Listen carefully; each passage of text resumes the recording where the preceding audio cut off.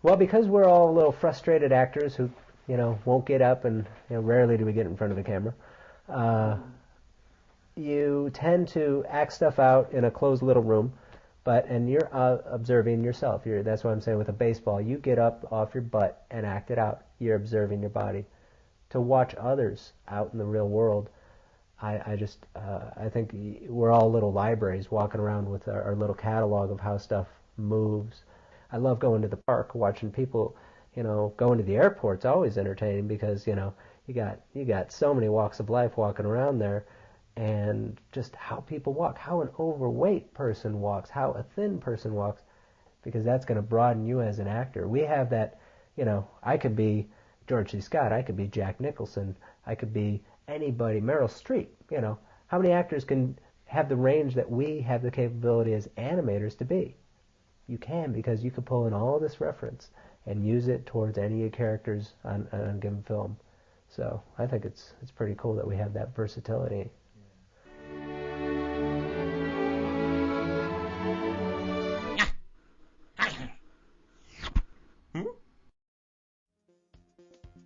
Hey, my name is Nick Ranieri. I currently work for Disney and have for the past 17 years, and worked on characters Ursula and Jafar, as supervised characters from Lumiere, Miko, Hades, Cusco, and Buck Cluck from Chicken Little.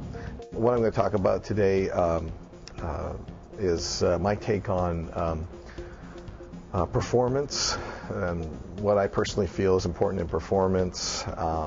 It's sort of probably going to focus more on performance in the subconscious and just layering and texturing your animation to make it seem more believable, more relatable to the audience, and not just being satisfied with getting a line and just basically animating the mouth and just a couple of head nods every so often, but actually getting into the personality of the character or the situation of the character and using that to drive your performance in the scene.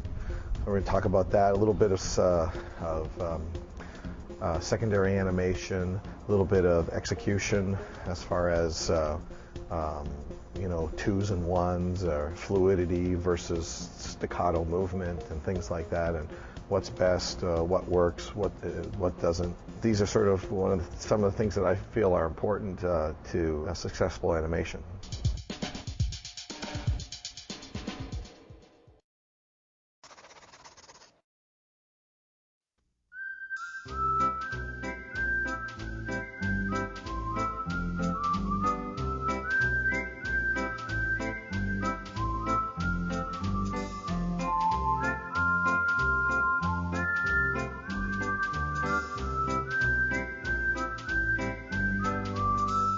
Basically what you just heard, what you just seen, is sort of similar to animation and its processes. Some things look very familiar, but it's off for some reason. You're not sure. Sort of like the theme music to the Andy Griffith Show in this case, but not the theme music to the Andy Griffith Show. One of the things I like to talk about is in performance is the subconscious. What's too much, what's too little, what you can get away with, the balance of both. I'm going to show some clips of things that are on the surface not really that hilarious or interesting in some cases, but things that I can point out that work and some things that don't. And I'm a big fan of television comedies and things like that. I was a TV kid, and I grew up watching TV. We moved so many times that became my only friend at times, because it's the only thing that moved with us, that talked back to me. No. If your character looks and acts and breathes like a real character would, and it looks believable and it has weight and it's got a personality to him and he looks like he can do things that you and I can do, and you believe it, then that's a perfect animation shot. And that's the goal of every animator, to make that shot. And then when you don't have that, and it becomes looking like, when you see an animation and you go, oh, that's a really good animation, it's an animation. Or if you're watching it and you go, oh, man, that looked like a real character walking into the scene. That's the goal, I think. I want to talk about first inspiration. And like I said, I got a lot from TV and some of the characters that I really got a lot of, especially for animation. I mean, I swear some of these characters are more animated than some of the animated cartoons that I've grown up with. I got a lot of my ideas and things from just performances from classic TV episodes and movies and things like that really sort of inspired me. And as I got into animation, I started to observe these things a little more and think, oh yeah, I'd like to get some of that in my work, or gestures, idiosyncrasies, things like that. I think, yeah, I've never really seen that in animation before. I think I'd like to put some of that in. And sometimes as animators, we can get very settled in something that's tried and tested, and we think, well, if it ain't broke, don't fix it. I'll use this. And sometimes I wonder if people really know why they're using certain gestures or things. Lucille Ball, Jackie Gleason, some of their facial expressions, just amazing. Dick York from Bewitched, very animated character. Carol O'Connor from All in the Family, some of the pantomime things that he would do, just some of the expressions, even before saying his line. It really is kind of very inspiring. Tony Randall, Jack Klugman, Odd Couples, one of my favorite TV series. Got a lot of that, a lot of good reaction shots from Klugman, listening to Randall, and just the contrast of one's really up and peppy and the other one's sort of subdued, and then one-liners from Alan Alda on MASH and those type of things. Very, very verbal humor. I was more into the Neil Simon sort of back and forth repartee type of humor than I was the pie in the face slapsticky stuff. And there's places for both of them, but still, that stuff was more appealing to me. But then, like I said, movies, Abbott and Costello, Martin and Lewis, perfect examples of slapstick as well. Danny Kaye, and then of course, animation, big influence. Chuck Jones, probably my favorite animation director, just because he included both of those.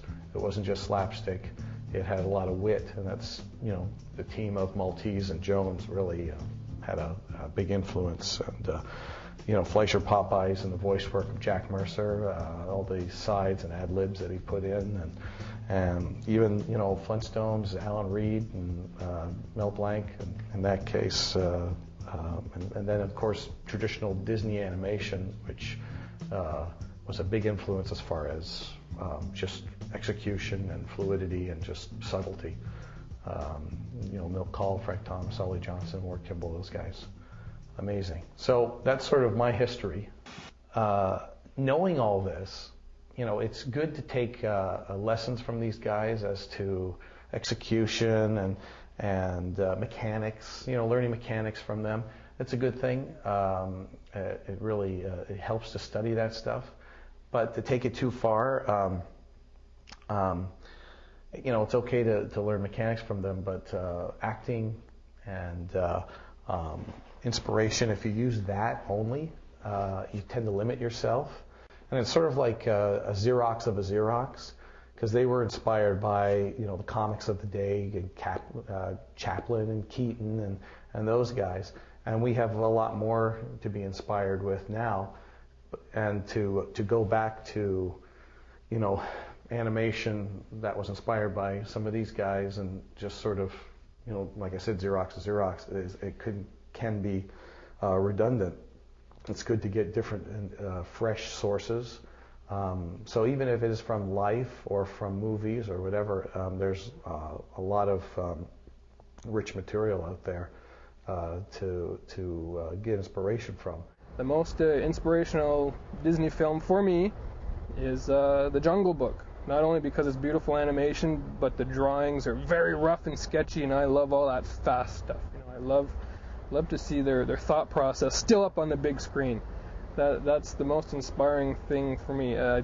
I would like to say that I'd go back and watch some of the movies that I worked on, but that doesn't inspire me. and neither does watching CG effects in big movies. Just the 2D stuff that still inspires me. You know, it's fun. It's just what I grew up watching, and it just brings me back. Maybe it's the nostalgia, you know. Bring back that feeling that I had when I was 18 years old and in college, hoping to get my name and credits and whatnot. I think that's what it is. If you look at the Illusion of Life book, the Frank Thomas, Ollie Johnson, they just didn't go back and, you know, go back to the old silly symphonies and say, okay, we've got to design Ka, so we're going to go back to the silly symphonies and find a snake and start from there. No, they went out and they drew from real snakes, and you can see one page there's a progression of real snake to Ka. And I kind of did the same thing. I took that as an inspiration when I was designing Miko from Pocahontas. I basically went back to a raccoon and started doing drawings of raccoons, and then worked from the style of the film and sort of melded the two using elements from trying to figure out, you know, where the character is coming from.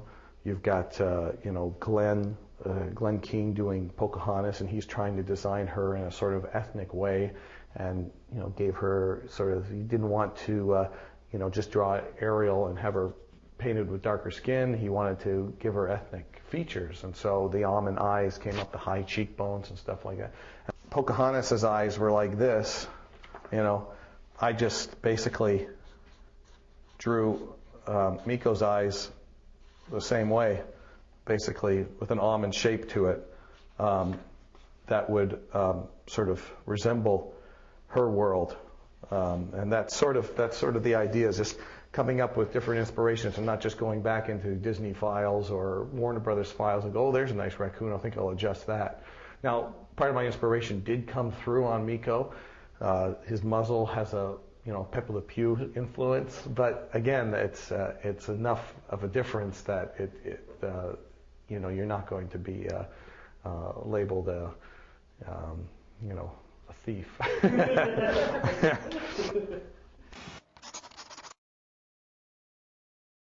The reason why I feel that this is so important is because, in my experience, some people who are really good animators tend to just sort of think of this as secondary.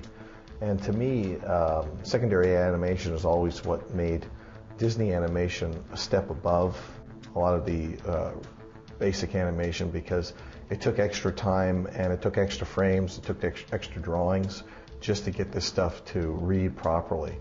And I think that's what gives the sort of cartoony animation believability. Basically, principles, laws of nature, and things that we're all bound by. You know, place those into a cartoony world, and all of a sudden the characters become more relatable, because all of a sudden in the back of your mind you feel that they are just as vulnerable to the laws of nature as we are. So that adds a level of belief. And if something doesn't quite work the way it should, it tends to take you out of the moment. It does for me anyways. When somebody is wearing like a silky cloth or something, some kind of satin, and they move their arm and the thing sort of swings like cardboard, all of a sudden it's just, you're not really sure, but for some reason it just doesn't feel right, and so it ceases to be as believable as it could be. And within that realm, there's also things that secondary animation that can be applied to primary animation as well. One of the things with when I started to do Hades, he had this robe, and the robe had this sort of you know, it was pinned up. Sorry, it was pinned up, and it was overlapping, and all these, you know, wrinkles and stuff like that. And my goal was to try to make it as believable as possible. With his fast sort of comic movement, I wanted the cloth to react as if somebody was actually doing this in real life, and that's, you know, that balance is where the believability of the movement would come into play. And so something like this, you know, this is sort of how Hades cloth was like. It's hanging from from the top, and it had this little pin to it and all that. But this is the drapery that was around it, and I kept trying to get the animators to think, how is this supposed to move? And a lot of them, they would just do stuff like, oh, it's,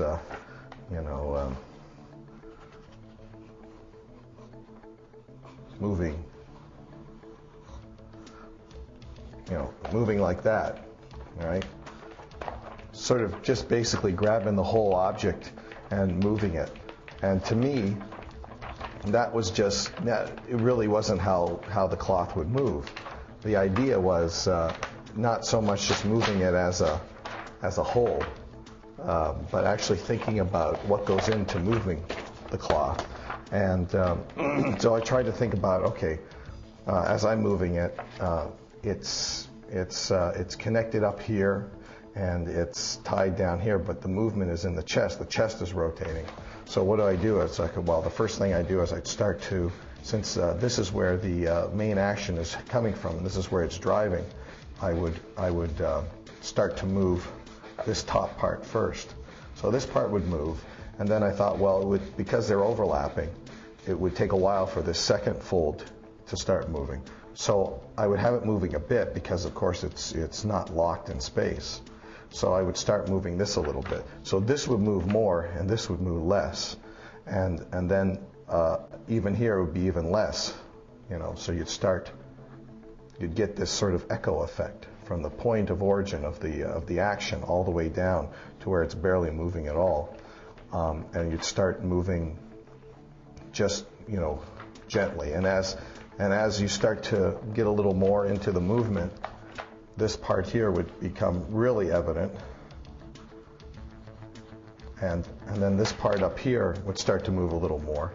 But because this part is moving, this is going to start being less, because this is going to start moving more than this. This moves more, this moves a little less, little less, little less, little less. So what you've got here is you've got this moving a lot. Now, all of a sudden, it's moving away from it. And then, of course, this is starting to pick up. So moving away from that. So basically, it's not moving as much as this is, which is not moving as much as this. So again, the echo effect. And then you just start, figuring that stuff out. And then, of course, you go to the next one. And then here you start losing the fold because this is caught up to it. And you just put a little indication of the fold in. But then, of course, this one is still echoing from the movement of this one. And we're starting to lose a wrinkle on this one. So basically, from this, you're thinking of mechanics. And, of course, I have a very bad habit. And I have to do this or else I won't see it. And that's what I used to do in 2D. I used to flip the drawings after I've done them so I can roll them, because rolling them backwards, I'm not getting rid of the drawing underneath, so it's hard for me to see. I like to see it clean. So I have to pull away from it. So basically, I don't know if you can see this, but what you've got here is you've got this thing moving faster, and it's starting to pick up speed. And so there's an overlapping thing happening. There's this cloth is reacting the way it should, and not just for convenience sake, just moving in one clump, which will work, but it won't be as believable. Now, the interesting thing about this, and the reason why I brought it up, is because this is one of the things that I found out in 3D as well. Okay, so anyways, we got this guy, okay, and this is sort of like a 3D model to me, basically, because it's like a built rig. Obviously, the rigs are more complicated, but the same principles are included. The echo effect is kind of I like to refer to it as, because it's the way I kind of try to think about it, especially when I'm moving stuff in 3D. Usually what happens is people tend to they move an arm, and that's all that moves. And they don't really think about the chest reacting to what's being done with the arm. And so what you get is this sort of feeling. The character raises his arm, and that's it. Right, the head looks down. The body here is pretty much frozen, you know. And if you want your stuff to look like it's, you know, pixelated with this type of material, this type of model, then that's pretty good. But the idea is that everything in it, what I've observed, everything moves, causes a chain reaction that works towards the center of the body. And so what I like to do is think about it in such a way where one thing affects the other. If the fingers move, just keeping the hand frozen, it's going to look like something is affecting it. Somebody is moving the fingers of a corpse. It's not really stemming from any, anything muscular. It's just basically moving for movement's sake. So if I'm moving the hand, this is a grand movement, but also my shoulder's starting to move. So there's an echo effect that comes out of here. But if you just move the shoulder, what you get is this. You know, the shoulders move in, everything is fine, but the chest is not doing anything. So what I try to do is I try to echo it out into the chest here. So if this is moving up, the shoulder moves a bit, and that's going to affect the chest, which is going to just slightly adjust to the fact that the shoulder's moving. So you got a broad action, and the action dissipates until it gets to the center of the body. And that's the same thing with the head. A lot of people, even in the studio now, when they raise the head, they just rotate the head up. And some rigs are built not to take into consideration that it's the spine that's moving the head, and it's not just a pivot point inside the middle of the head. So you don't get this sort of ball and socket type of movement. You have to compensate and actually translate the head back so the rotation feels like the spine is driving it. So all that stuff to say that it works in secondary animation as well. Also knowing the object that you're moving. Silk will move in a different way as opposed to burlap. Arms will move differently as opposed to sticks or inanimate objects or things like that. The problem I find in 3D is that you're dealing with sub-D images that don't convey what the object is going to finally look like. So it's constantly frustrated to find that when something comes through to final, you go, oh man, if I had known it was going to look like that, I would have moved it, you know, softer or harder or faster or slower. So it's almost a frustration that doesn't exist in 2D because most of that stuff you kind of know what it's going to look like, and you just have to think in your mind, okay, well, I think it's silk, so I'm going to move it like silk, or the character's underwater, so the hair is going to move in a certain way as opposed to something that's moving in air. So in other words, basically in that situation with secondary action, play effects animator. That's going to make whatever you do as wild and wacky primary character animation all that more believable if your secondary action is extremely convincing and realistic in its movement. And the two will balance each other out, and you'll get a well-rounded performance that people can, you know, be entertained by, but also believe. Like I'll see somebody walking by and just a little thing about, I'll see like oh, that's interesting, and how the person like you know turned around, or why that person made, you know, some interesting, I can't think of an example, but you know, it's like, or I'll see somebody in like a strange pose, and I'll be like, how's that person holding that pose? And I'll be like, oh, okay, I didn't see his other foot, like, because it looked like it was going to fall down or things like that. I'm just like constantly like just picking up on things, and then later on, you know, sometimes you're animating somebody and going like, oh yeah, that's right, I remember when I saw that thing that time. And so that's a good rule of thumb. You go back to the original source. I mean, if the Disney animators had done that and just kept, you know, rehashing their old stuff, we never would have gotten past Horace Horsecollar. Some of these scenes from just from face value may not seem like amazing, you know, animation reference or anything, but sometimes just the more nonchalant type of performances, you can, you know, get a wealth of knowledge out of these things, or ideas that you can push.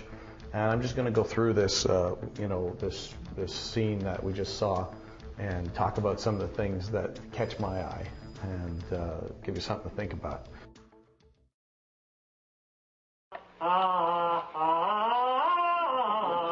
Barn? Hey, Barn?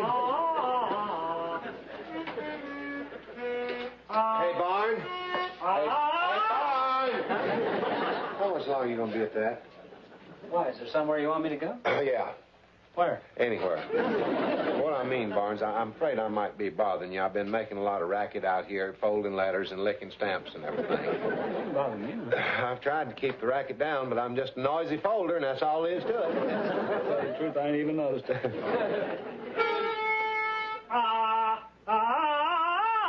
You're just being nice, Barn. You're just being nice. Now, I know I'm disturbing you, and if you want to go off somewhere else and practice, I'll understand completely. No, it's all right. I can put up with it. Besides, I'm leaving in just a few minutes for them tryouts. You know, Andy, I got a hunch I'm really going to do all right. Be something, wouldn't it?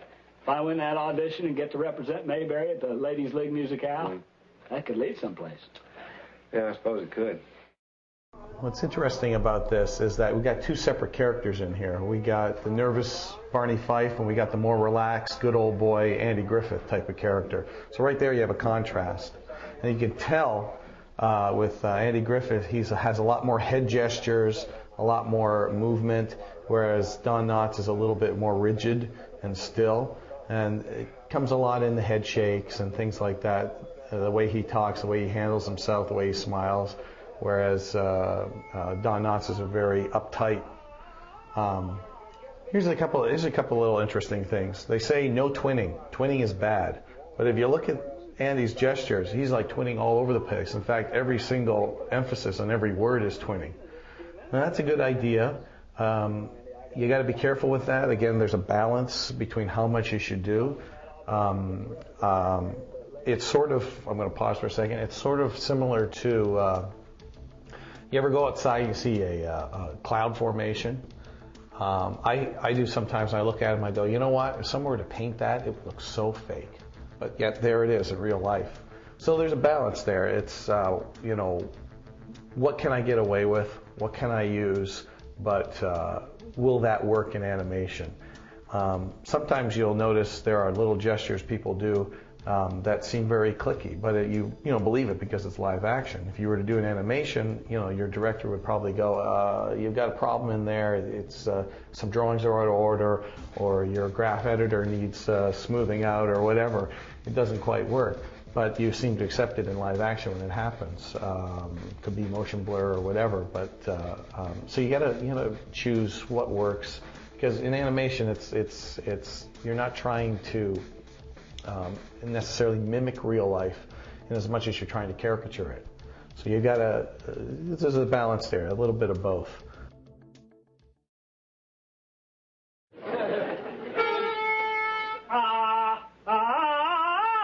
You're just being nice, Barn. You're just being nice.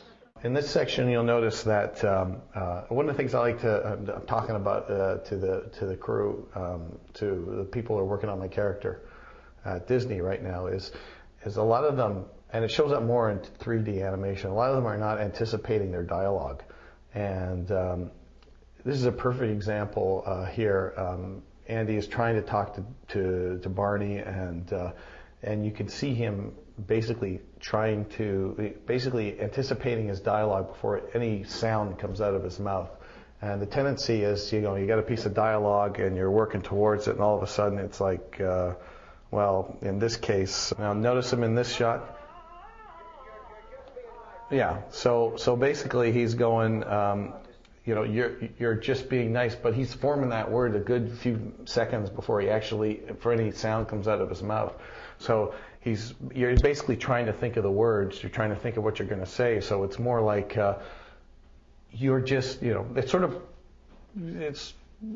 like, William Shatner, but not as intentional. It's not, you are here. It's not that separate, but it does happen. You're starting to talk about something, or somebody asks you a question, and you just don't go, I don't know. You basically, there's a breath before you start to talk, and there's an anticipation there. So that adds a little bit of just a little bit of realism, a little bit of convincing realism to your footage. Just thinking about what's in the character's mind before he actually talks. Dialogue is just sort of an edited down version of what's in your mind. So you want to make sure that you anticipate that properly, and the facial expressions. If a character is being, talked to and yelled at, and he's just getting frustrated, you just don't have him stand there and like, that's not what I meant. It's unless it's for comic reasons. But mostly you'd be trying to think pantomime. You'd be going, and there's even before a sound comes out. In this case, another animation sort of thing that people like to use are head shakes. And sometimes, I've taught people, I've talked to people who tell me, I'm going to put a head shake in here, and the character is going to say, this is the best place ever, and he's going to go, this is the best place ever, and he's going to go up and a little head shake and then come down, and it's like, why are you doing that head shake? Why is it? What is the purpose behind that? Usually when you do head shakes, it's usually a physical expression of what you're thinking. Usually nods are for affirmatives, shakes are for negatives. In this scene here, I think there's a good indication you could see. No, I'm disturbing you, and if you want to go off somewhere else and practice, I'll understand completely. Yeah, I'll understand completely. No. He's shaking his head, he's nodding his head. That really adds a nice sort of flair. Head shakes work great. It's very, you can relate to that type of stuff. But in this case, I'll understand completely. No, fits in perfectly. But just putting it in arbitrarily without a reason for it is kind of, it is just creating business for no reason at all. So I, really think about what the character is saying and what's going on in his mind. Well, look at this thing here. Nod.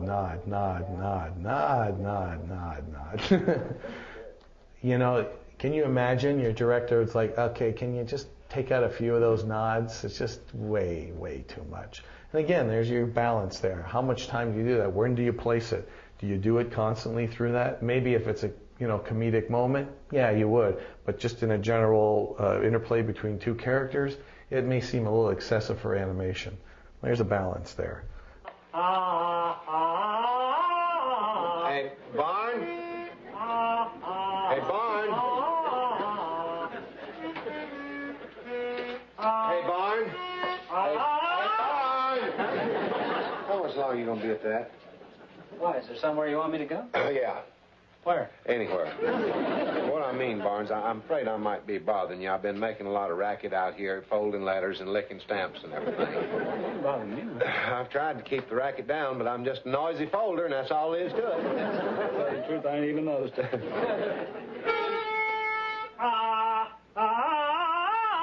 You're just being nice, Barn. You're just being nice. Now, I know I'm disturbing you, and if you want to go off somewhere else and practice, I'll understand completely. No, it's all right. I can put up with it. Besides, I'm leaving in just a few minutes for them tryouts. Andy, I got a hunch I'm really going to do all right. Be something, wouldn't it? If I win that audition and get to represent Mayberry at the Ladies' League Musicale, that could lead someplace. Yeah, I suppose it could.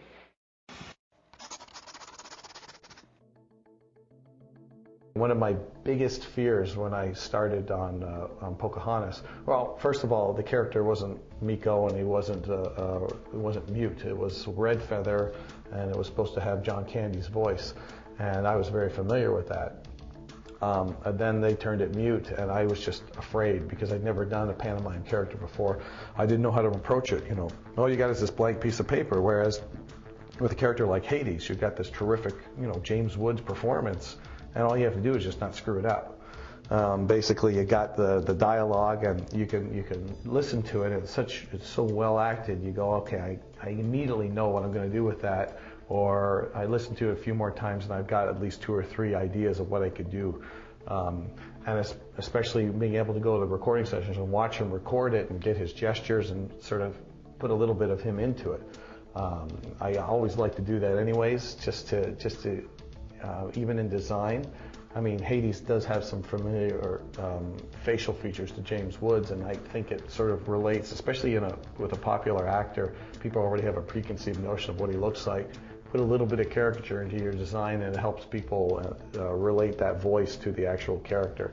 Unless it's something really weird, far off, aliens or animals or something like that. But that's my personal preference. But with a character like Miko, you're just basically, you have a blank sheet of paper. They say, okay, we want him to run over here, scurry, look at something, and run off. And you're going, well, how can I do this in an entertaining way? And the way I sort of came across for that character was giving him a interior dialogue. There's a scene where he first meets Percy, the dog, and he falls into a vat. And he basically, the original description of that scene was he falls into a bath. Percy's there, he gets mad. Miko smiles, waves, and jumps out and runs, or either that or, oh yeah, he falls down, he eats the cherries and runs. And I thought, well, I guess you could make something out of that, but, what is the thought process behind it? What type of character is Miko? So he falls in, he's like, really like, like this, he's nervous, but he's also a friendly type of creature, and he doesn't mean harm to anybody, he's just hungry all the time. So, we had the whole thing with the cherry on top. I worked with Chris Buck on that, trying to figure out, okay, what can we do to make a funny image? Okay, there's a cherry on top. He looks like a sundae. So Miko's there, and he's like, oh, okay. Well, one for you, and these for me.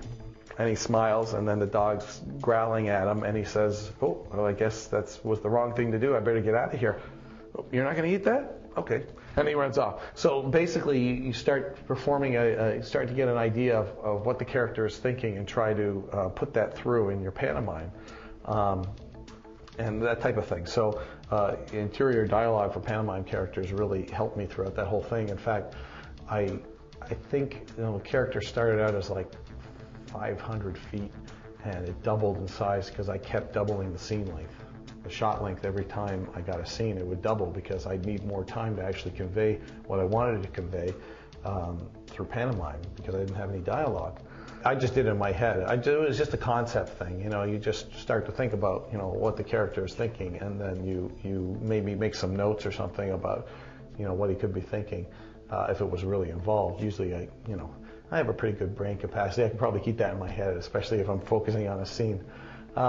So yeah, I just put that in there, just kept it in the back of my mind as I'm animating, trying to figure out. And I do a little, like the whole thing where Pocahontas jumps off the cliff, and Miko's like, hey, if she can do it, so can I, and he jumps off, and there's all that stuff with Flit, and Dave Perksma and myself, we went and we actually worked out that whole thing, because originally it was just splash. So we thought, well, how can we make this more entertaining? So we got together and we made a little animatic of the whole thing where he's there and he's, Flit's coming down and chastising him, and he says, well, I think I'm desperate, I'll try to use, fly off, Flit will save me, that type of thing. And of course, nothing really happened, the weight and all that. And then as he was coming close to the screen, I drew little skulls as pupils, and the director made me take them out. So they're not there, don't look for them. But anyways, but yeah, just coming through with just little bits of business and coming through out of what the character is thinking, and trying to convey that in the best possible way. That was a big challenge, and I really am happy with the results of that character. So it probably made me grow more as an animator than just sort of falling back on what I knew, like a Red Feather type character or a wisecracking, Bugs Bunny type character, which I always loved to do. But this challenged me more. To me, there's a lot of good animation out there. There's a lot of good animators. But the thing that, when I see a shot, I'm like, oh, is just the nice, the little sweetening touches. the little thing that someone puts in that you never would have thought of, you know, or even if it's just like, let's say something swimming, and just this nice flourish or something, that you know that person intended that to be there and it looks awesome. That stuff I totally appreciate. I think that really makes the shot. Yeah, it makes it shine. Yeah, because I mean, to be honest, you do have to have the makings of a good shot to begin with. You know, like a cool camera angle and cool action and all of that. But you know, anybody can pump out an animation for that. It's only the person who's really thinking, like really with the character and putting that little flourish in at just the right moment. That's like, yeah, cool.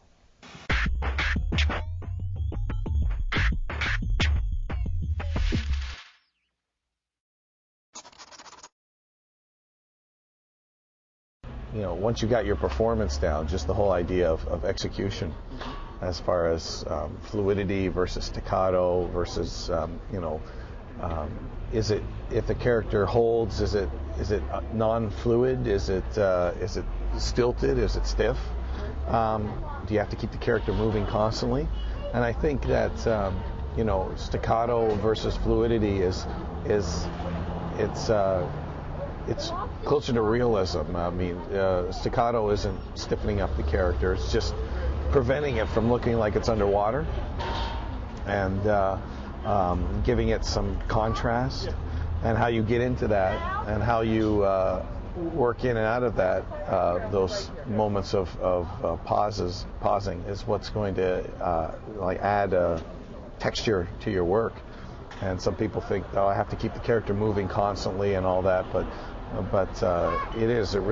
what really makes the broad movements work all that much more is the contrast of the quiet moments.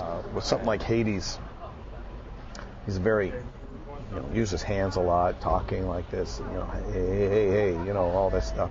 So you want to do stuff like that, but there's moments where he's like, I don't, and you got to keep these still, and you got to keep them clenched, and it's sharp timing, it's that type of stuff, sharp little movements, but it's not done in such a way where I just go over and freeze into that pose, or go past and come back and then freeze. There's a way of getting in and out of that stuff that still keeps the speed, but doesn't make it look jerky and poppy. Some people say, well, do you animate on 2s or do you animate on 1s? And I say, well, it's a combination. When you're animating on 2s, most people think, well, 1s are just in between 2s, but it's not. It's the 1s have their own spacing. You get there in the same speed as on 2s, but it's the spacing that makes it work better. It's not just in betweening every other frame.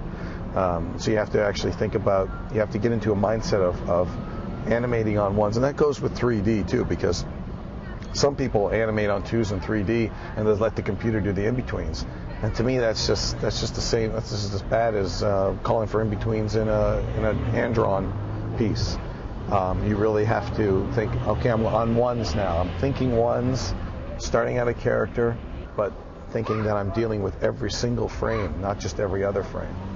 So and so for me in 2D, I would go from 2s to 1s to 2s to 1s all the time. When I got into Roger Rabbit, Andreas showed me a little trick, sort of explained the whole 1s and 2s aspect to me in a way that sort of stuck with me. If you have a hand,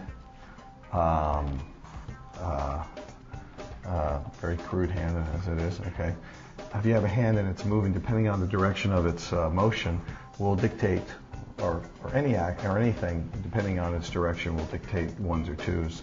That's a good thing to keep in the back of your mind. It's not foolproof, but it is. It's a good springboard. And one of the things that he went over was basically how images overlap each other. So if you have a hand and you're moving it horizontally, and the next image is, right there, and then the next image after that is right here. Basically, you get these images, and if you, in the way of the 2D animation, if you put the paper over top of each other, each image overlaps the previous one. So you don't get a space. So you can get away with twos with this because each image is overlapping the previous ones. Now, if you've got the same image and you're moving it vertically, then what you basically got on twos is you've got a hold, and then there's a space here, and then you've got another hold for 2 frames, and then you have a space. So basically your eye is going to pick that up, and it's going to create image space, and you're going to get a strobing effect.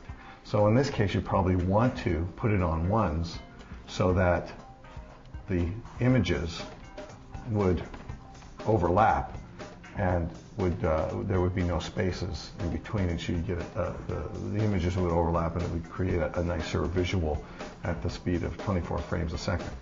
In some cases, I'll keep it all on ones if it's a fast action, but it's moving along. It just makes it move a little more fluid because it's quite fast. Another thing is for all circular motions, I put all circular motions on ones because for me, a circle, you heard this said, a circle is made up of just basically little straight lines almost, right? So you got this thing, and if you really zoom in, you can actually sort of break it down to these little sort of straight lines, and further away you get. So basically, to animate something on twos, you get a point here, a point there, point there, point there, point there, and there's your arc. So it's going in this direction, and it's coming around and going in that direction. On twos, the eye just sort of fills in the rest, but they fill it in with shortest distance between 2 points. It's a straight line. So you get this, you get that, you get that, you get that. Not exactly a nice arc.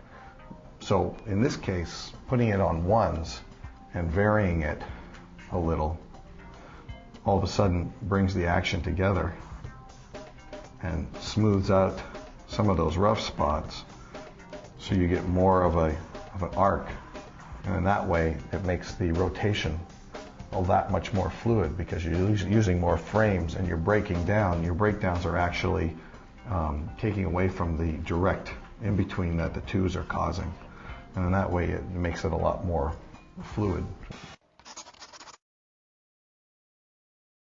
If you were to take a list, positive, negative, good, bad, or both, you'd probably end up with the list pretty much the same. I think really good 3D takes just as long as really good 2D. There's really no difference. It's just the aspects of each that take longer are different. So one of the examples I like to use is like for Cusco, there's one scene where he goes, no touchy. And just doing that little movement with the hands, it took me a couple of days or a day or so to work it out, just so that it worked well, because it was working in perspective, and just trying to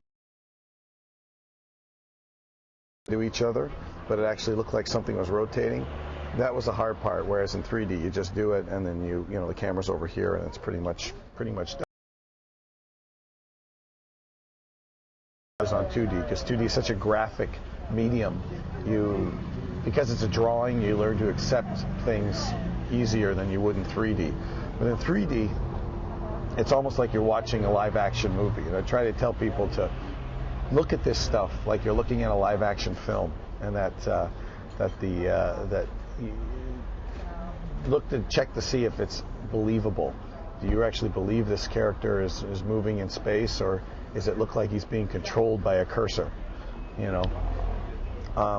And that stuff, I think, takes the time. Just convincing, settling, convincing, secondary action, convincing.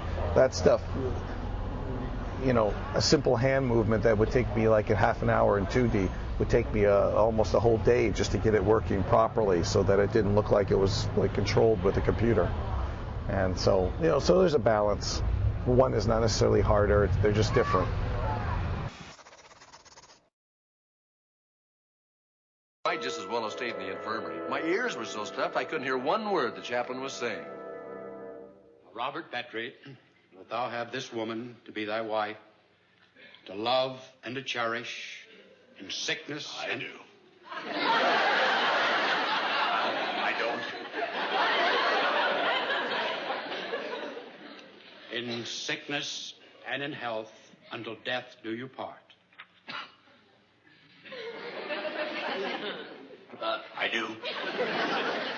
And do you, Laura, take this man to love and to cherish, in sickness and in health, till death do you part? I do.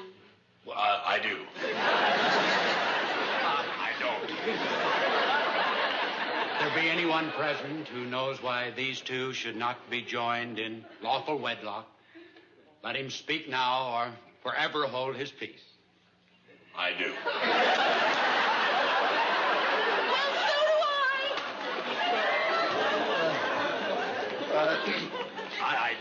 I didn't kiss her yet. In this clip, it's Rob is trying to get married, but he's sick and he has a physical hindrance that's going to add to the comedy, and also how he reacts and what he does. And in that way, you're sort of thinking, well, the situation's normal, but he's not. And how do you act and perform knowing and trying to convey that physical ailment? Again, this is exaggeration. You exaggerate the action and the attitude and things like that. So in this case, he's trying to get married, and he can't hear what the guy is saying. So aside from the primary, gags, whereas he answers when he's not supposed to. So basically, you got a basic attitude with Dick Van. Everyone else is normal, but he's not. He's in a different sort of line of action. He's glancing. His eyes are darting, blinking. Mouth is anticipating the dialogue again, a nod, and then into the dialogue. And then he's confused, and then he says the line again, looking back, looking at what they're thinking. Looking down, he's not focusing on him. He's looking down at that point. He was looking down, looking away. You don't always have to focus on who's talking necessarily, especially if you're moving away, trying to think. It can be, it's amazing how long you can keep away from the actual focus of who you're talking to, if there's a thought process behind it. And do you, Laura, take this man to love and to cherish, in sickness and in health, till death do you part? I do. Well, I do. Again, the guy, it's funny, exaggeration. Dick Van Dyke's not even as exaggerated as the Reverend, but it's still, he's not the one that's frustrated. The Reverend's frustrated, the preacher or whatever he is frustrated, and so he's even more exaggerated in that. But he's not that frustrated. He's just a little frustrated, but he's still dealing with this ailment. So there's a nice sort of a balance there, the contrast between him and her, who's just very still and very calm, and as you get the contrast between her with Laura and Rob, and then you've got even more of a contrast between the guys trying to perform the ceremony. And it goes back to the Andy Griffith Show, where you've got two separate characters talking, and one's a good old boy and one's very uptight and nervous, and their body actions convey that separately. Very, really interesting. A couple of coughs in there. He's sick. It's good. And then we have this part in here. He's thinking, I guess that's me. I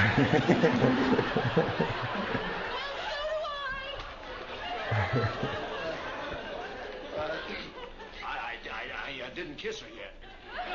Am I married? Not quite, Sergeant. I better go get her.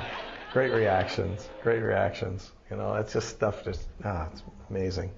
But again, exaggeration, trying to think about, okay, I can't quite hear. This is where you got your pantomime coming in. He's only saying I do, but most of his thought process is being conveyed in his face.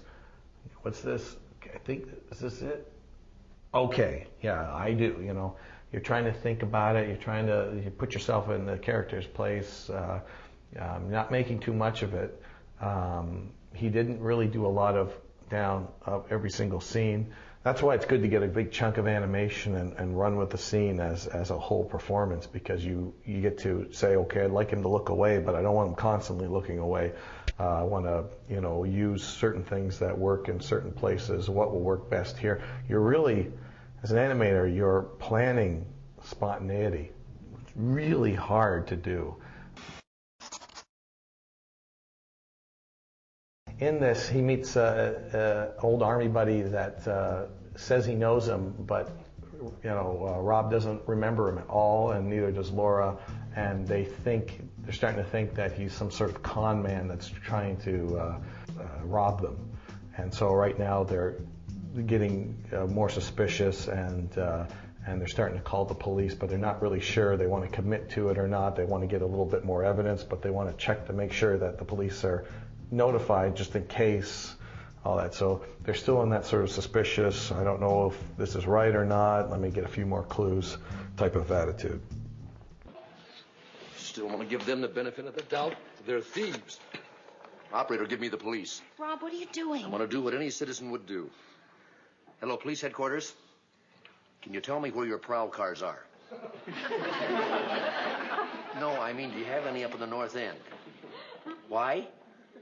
Well, I'd like to report a possible robbery. Maybe later this evening. No, it is not definite. No, sir, this is not a gag. Rob, you're being ridiculous. Captain, I can't talk now. My wife's bothering. I'm young. I'll call you back later, Captain. Honey, I know that I may be absolutely wrong about this, but it doesn't hurt to keep the police alerted. What are you going to do now? I'm going to continue eavesdropping.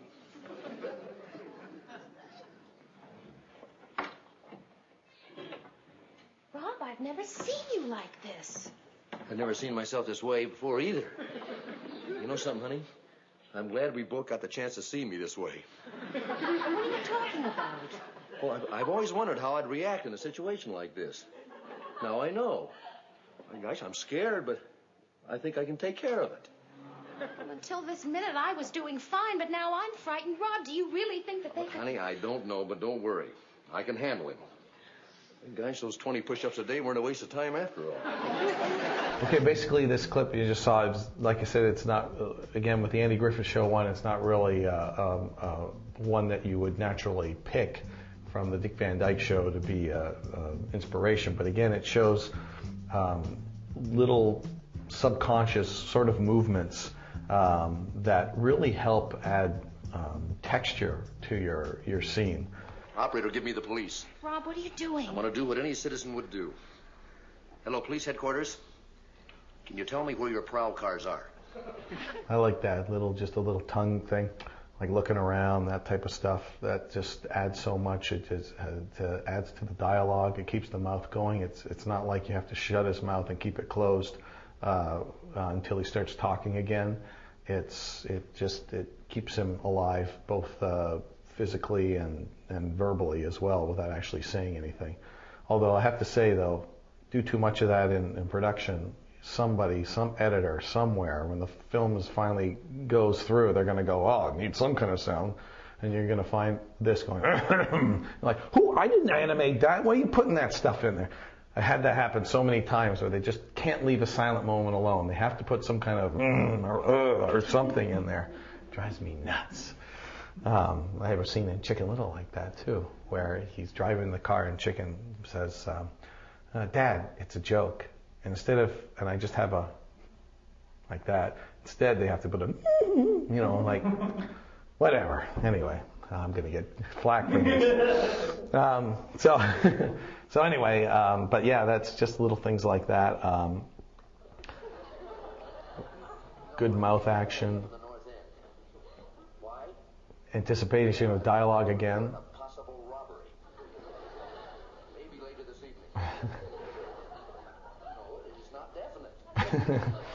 Good at.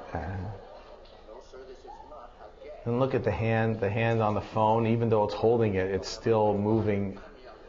It's still moving. It feels alive. It doesn't feel like it's glued.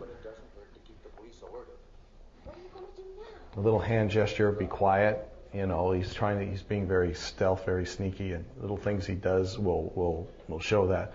Good pose, hand on the mouth. I don't know what to do. Little nervous hand gestures. Little head shakes. I'm glad. Again, an affirmative. Little looking back. Little eye darts.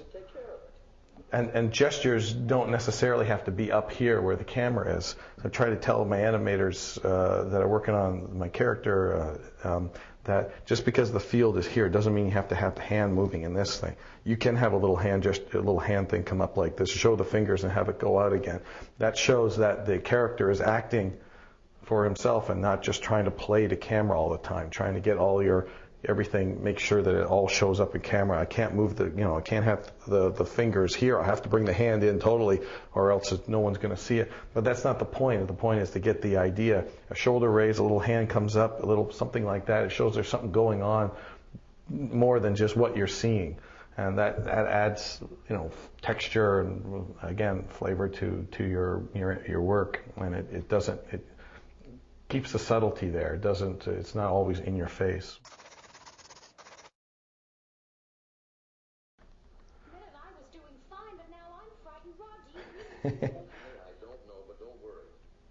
Okay, so watch his left hand. It's a little jerk, little thing. I mean, things like that.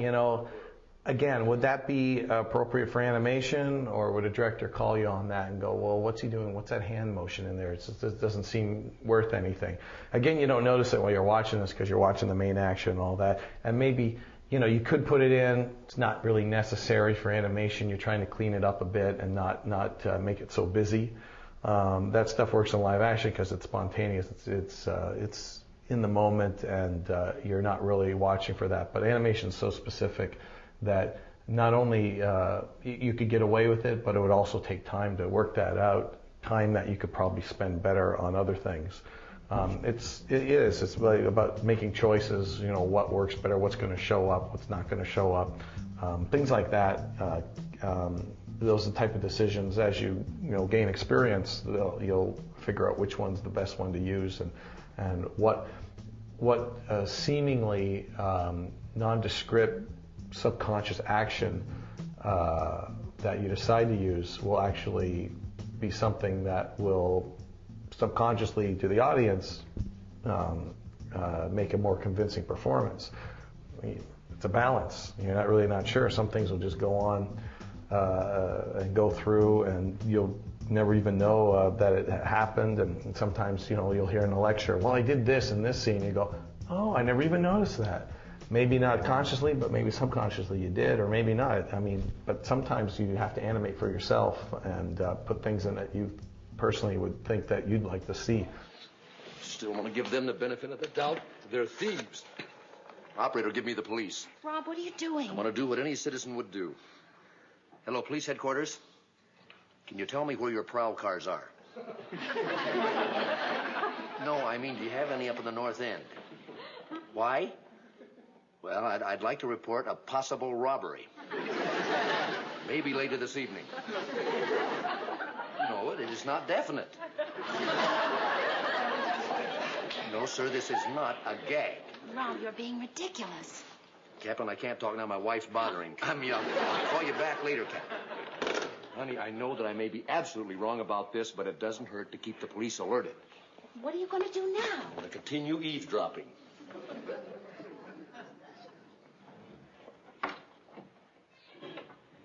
Rob, I've never seen you like this. I've never seen myself this way before either. You know something, honey? I'm glad we both got the chance to see me this way. What are you talking about? Well, I've always wondered how I'd react in a situation like this. Now I know. Gosh, I'm scared, but I think I can take care of it. Well, until this minute, I was doing fine, but now I'm frightened. Rob, do you really think that they... Honey, I don't know, but don't worry. I can handle him. Gosh, those 20 push-ups a day weren't a waste of time after all. Well, I did a scene in Emperor's New Groove. There was a motion I always wanted to use, and I never quite, I've never seen it used before in any animation I did. And it's basically the whole thing where a character's just talking, and he goes like, well, I've seen people do that. It's kind of a gross thing. It's one step cleaner than picking your nose, but it's acceptable. And I figure Cusco was the right type of person to do that type of thing. Doesn't really care about what other people think because it's about him. So I thought I would, instead of just, saying, so you're not upset about this whole firing thing. I just thought, well, give him an action to do during that. Like, I'm basically asking you if you care about whether I fired you or not. But in reality, I could care less if you hated me for it or not, because it's not about you, it's about me. So this is sort of like, this is just a courtesy to ask you, but really I don't care. Getting into the personality of the character, thinking what's behind the facade. That's right. Guest room number 1. That's all right, operator. I'll wait. Hello, honey. Honey, I got some bad news for you. We can't get married till next week. Now, don't cry, honey.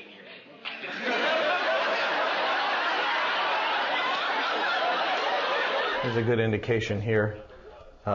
Good pantomime. Even though he's talking, there's still some good pantomime. There's also good pausing in here. It's really well timed, and double take.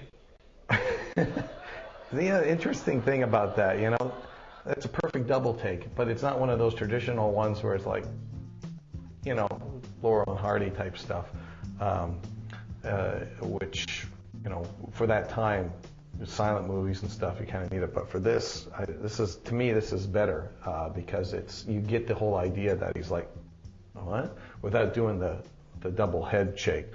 I mean, really good. I think the reason why some of this stuff is continues to be fresh is because one has good timing, good performance, and great ideas, basic character ideas that everybody can relate to, and it spans, decades.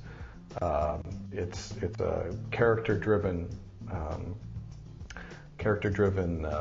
comedy, and it's not specific to generations. It's something everyone can relate to. That's why when you sit down and you watch certain things that are very of the times, they become dated, and that's because they're probably referencing pop culture or something like that. That stuff can get dated very quickly. But when you're just dealing with problems that anybody could deal with,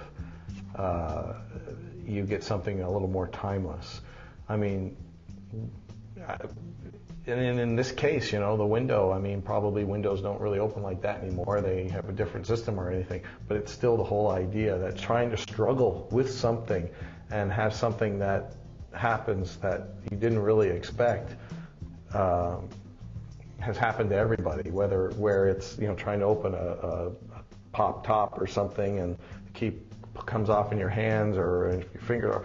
I don't know, whatever. The fact is you're still dealing with some sort of like frustration, and something unsuspected happens from that. That's pretty funny.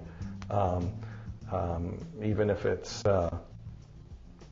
something as simple. In this case, it would be something like trying to open a door. Open. I can't open the door, and someone comes in and turns and pushes it, and you've been pulling all this time. That's sort of similar to what's going on here, only it's better performed than what I just did. That's right. Guest room number 1.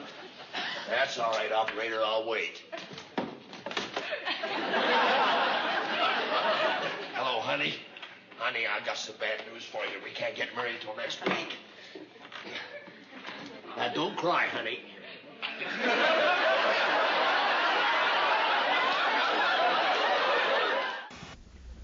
I think stuff that's stands out as poor, first of all, it does come down to the mechanics, and it does come down to the basics. You don't have to be trained in animation to know that something looks off physically, or that something feels like, I mean, in CG especially, things are floating. You know, things move too evenly. That's how the computer wants to in between your poses. So I think that right off the bat, the things that are bad are when you see that people haven't gone in and addressed those issues. They've sort of let the computer go on its own. Things that move randomly or without intention. You know, you see sort of accidents because people haven't taken the time to address parts of their characters. You know, I think, you know, some of the things that you were saying, things that when you see even timing or something, when there's a lack of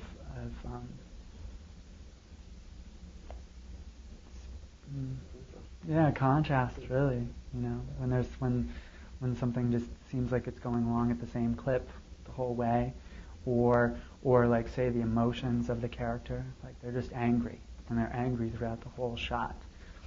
You know, that's not going to make as much of an impression as if you see the character work into that anger from a different emotion, or come out of that anger. Show people, get opinions. Does it read? Ask them, you know, show the scene, and even ask them, well, what do you think is going on? I mean, I used to do this when I was drawing caricatures. I would do a caricature, and if you go up and you say, this is so-and-so, I'll go, oh, yeah, that looks like him, yeah. And the best thing would be to go up and say, okay, who is this? And I go, I don't know, or they'll say somebody else, and I used to do that all the time. Okay, who is this?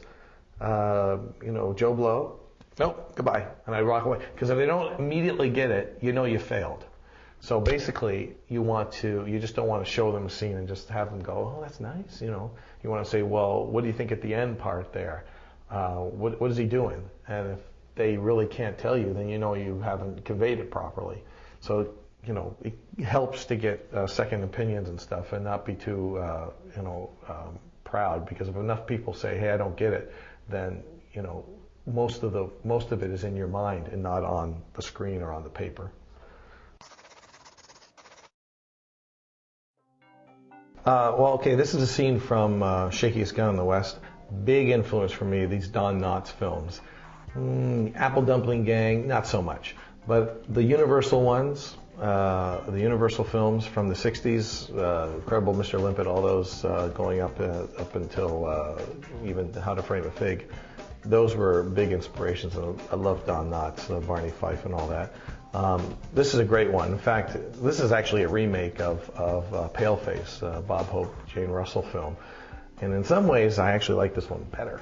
To me, this is one of those examples of how it actually is more suited to Don Knotts' character of a timid, some sort of meek type of character than it would be to someone like Bob Hope, which has a little more confidence in his performance.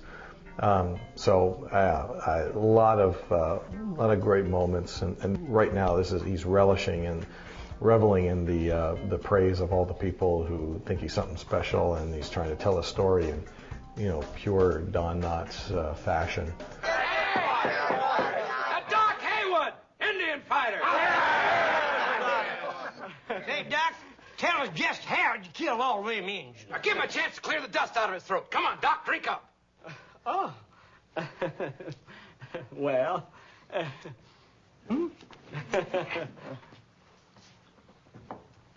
Well.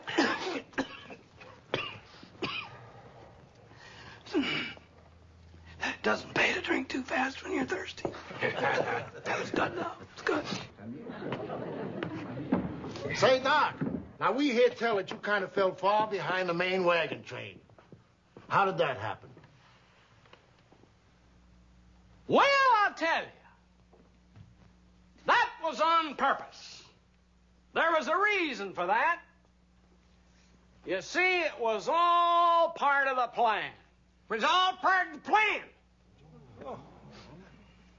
As I said, it was all part of the plan. See, I'd been spotting their signs for quite a while. He wasn't spotting their signs. 1, maybe 2 miles. And then a plan began to formulating in my mind. Your plan began formulating in his mind. I figured I'd lay back a ways and draw him off the main body. That was to give the wagon train a chance to get away. Chance to get away? You want to let me tell this fella? See, there's one thing you gotta keep in mind about Indians. Them Indians is 10 times as scared as you are. Ah! Didn't mean to scare Indian fighter. Character. One of ours. Obviously, there's always an antagonist to keep him from gloating, and in this case, it's this old guy. Just how'd you kill all them Indians? Now give him a chance to clear the dust out of his throat. Come on, Doc, drink up. It's just a great. He's starting in with the performance, the swagger, it's the typical swagger that he does in this case. Well, trying to keep himself calm, trying not to give away his sort of weakness. Say, Doc, now we hear tell that you kind of fell far behind the main wagon train. How did that happen? He's like, what do I say? The eye darts. And then it's like, okay, I'm just going to go for it. I'm going to start bragging and start making up something that I know is not true, but it makes for a good story. It was all part of the plan. Glance over to this guy. as I said, it was all part of the plan. See, I'd been spotting their signs for quite a while. He wasn't spotting their signs. 1, maybe 2 miles. And then a plan began to formulate. He's trying to ignore this guy. Plan began formulating in his mind. He's starting to get a little annoyed, but still continuing with it. There's a little bit of an example. And then to give the wagon train a chance to get away. Chance to get away. You want to let me tell this fella?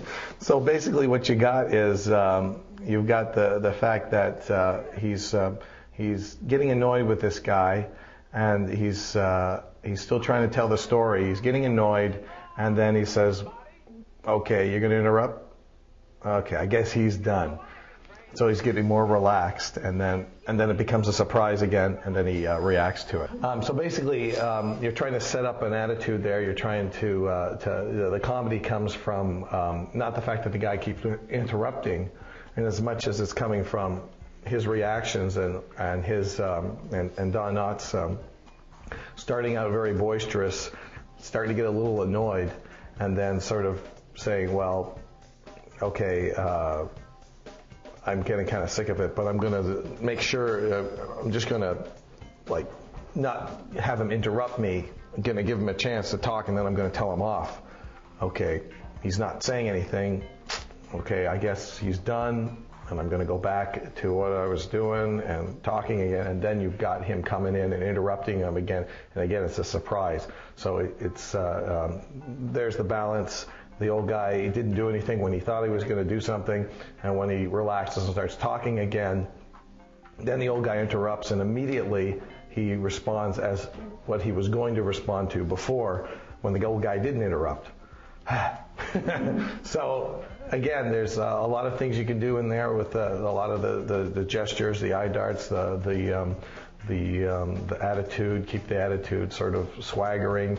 And break it with annoyance, anger, and then back to confidence, and then an abrupt response that was delayed from a previous emotion. And very good. That scene works very well, just based on the interplay between those two characters.